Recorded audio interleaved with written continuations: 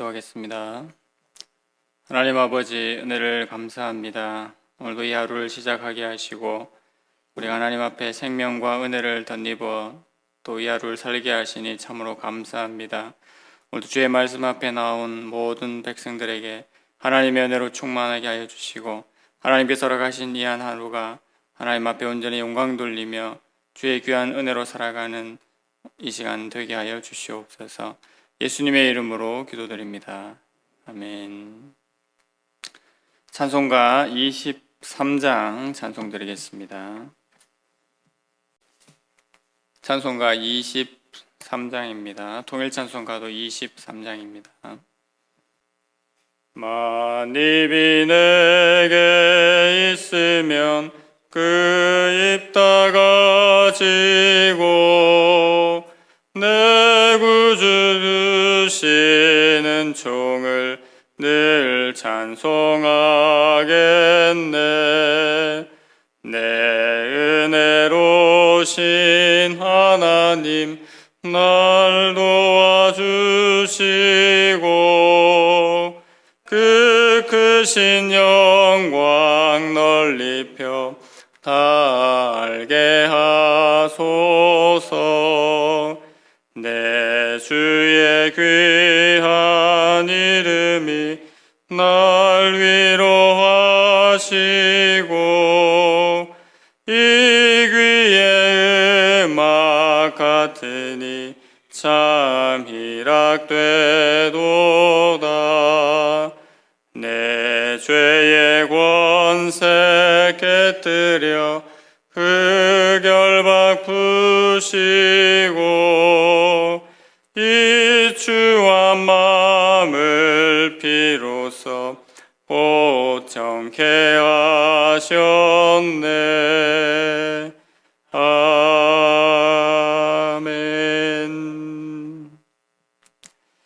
오늘 함께 보실 말씀은 누가복음 3장 21절에서 26절까지 말씀입니다. 신약성경 누가복음 3장 21절에서 26절까지 말씀. 본문은 21절에서 마지막 절 38절까지인데 21절부터 26절까지만 교독하시겠습니다.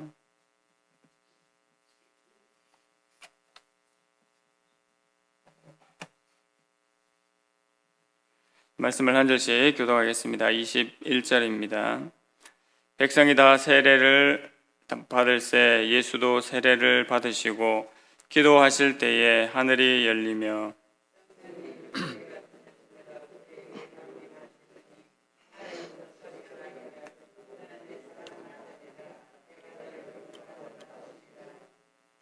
예수께서 가르치심을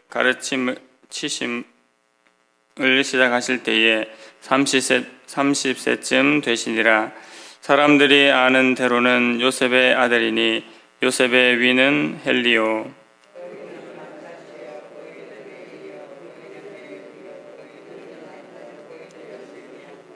그 위는 마따디아요, 그 위는 아모스요, 그 위는 나우미요, 그 위는 에슬리요, 그 위는 낫게요, 그 위는 마아시요, 그 위는 마따디아요, 그 위는 서머인이요, 그 위는 요색이요, 그 위는 요다요. 아멘.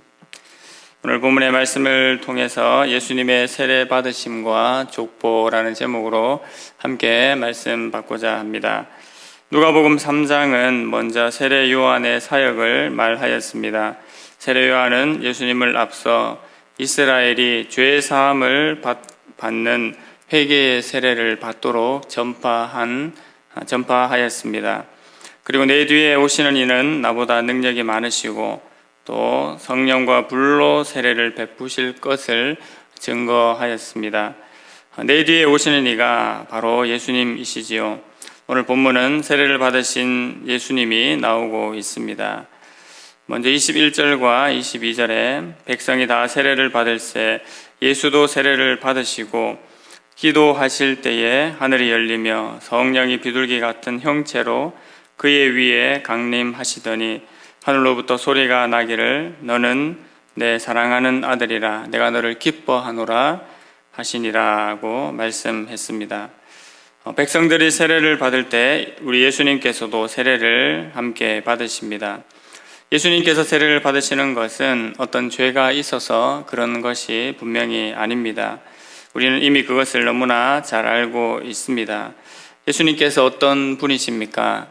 고린도후서 5장 21절 말씀에 이르기를 하나님이 죄를 알지도 못하신 이를 우리를 대신하여 죄로 삼으신 것은 우리로 하여금 그 안에서 하나님의 의가 되게 하려 하심이라고 말씀하셨습니다. 예수님께서는 죄가 없으셨지만 죄인들을 대신하는 존재가 되셨고 하나님께 그것을 순종하는 것의 의미로 세례를 받으셨습니다. 이것을 다른 말로 하나님의 뜻을 행하시려고 예수님께서 이 땅에 오셨고 이에 합당한 행위로 또 의를 이루는 행함을 하셨다는 것입니다. 죄가 없으신 예수님께서 죄인과 같이 세례를 받으심은 장차 고난받는 여호와의 종의 사명을 감당하게 될 것을 역시 보여주고 있습니다. 마태복음 3장 15절에 보시면 세례 요한이 예수님께 세례를 베풀 수 없다고 먼저 세례를 사양하고 있는 것을 보게 됩니다. 그렇게 되자 예수님께서 하신 말씀이 나오게 되는데 예수께서 대답하여 이르시되 이제 허락하라. 우리가 이와 같이 하여 모든 의를 이루는 것이 합당하니라고 예수님께서 말씀하셨습니다. 이에 요한도 예수님께 세례를 주게 됩니다. 예수님의 세례 받으심은 바로 하나님 앞에 의를 이루는 것이었기 때문에 요한도 그 말씀을 듣고 순종하게 된 것입니다. 예수님께서 받으신 세례는 또한 예수님께서 메시아적인 사명을 감당하게 되실 분이라는 것을 확증해 주는 사건입니다. 어떻게 해서 그것을 알 수가 있습니까? 바로 성령께서 예수님이 세례 받으신 후에 임하셨기 때문입니다. 예수님께서 세례를 받으시고 기도하실 때에 하늘이 열리고 성령이 비둘기 같은 형체로 예수님께 임했다고 오늘 본문 22절이 말하고 있습니다. 이것은 바로 하나님의 은혜가 이 땅 가운데 내려지고 임하였다는 그러한 말씀입니다. 이로 말미암아 예수님의 신분과 정체성이 다시 드러나게 된 것이지요. 성령의 임재하심은 바로 이제 예수님을 통해서 새로운 구원의 시대가 열렸음을 만방에 증거하고 있는 것입니다. 그리고 하늘로부터 음성이 들렸습니다. 이것은 영원하신 하나님의 아들이시고 또 메시아적인 사명을 감당할 아들임을 선포한 것입니다. 이 예수님을 하나님께서 너무나 사랑하시고 기뻐하신다고 하셨습니다. 이것은 분명한 선포요 확정해 주는 말씀인 것입니다. 누가는 특별히 이 예수님께서 세례를 받으시고 또 성령이 임재한 것을 말하기 전에 색다른 표현을 한 가지 사용하고 있습니다. 바로 기도하실 때라는 표현입니다.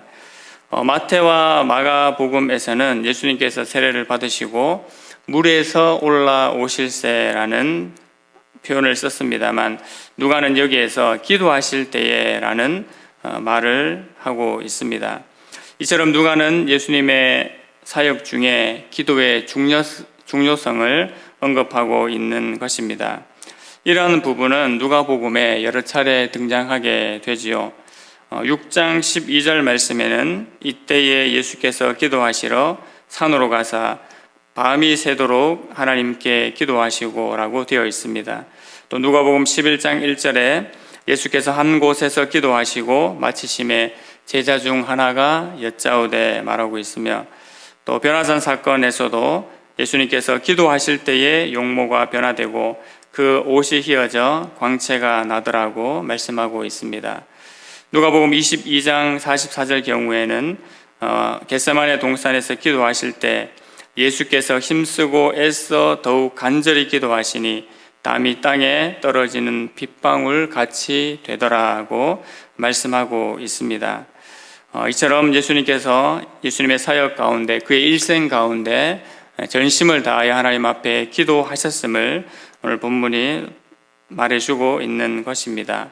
이처럼 누가복음에서는 예수님의 세례 받으심의 사건을 통해서 그 예수님의 세례 받으심의 의미와 기도의 중요성을 알려주고 있습니다.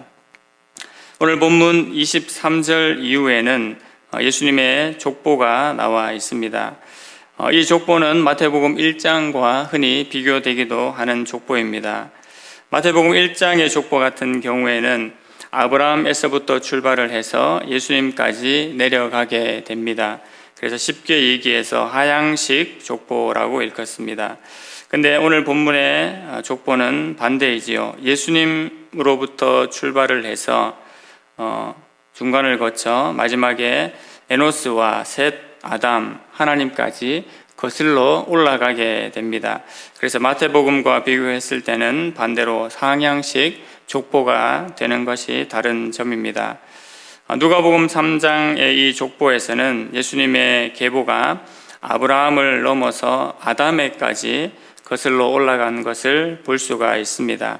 이것이 또한 마태복음과는 다른 부분들입니다.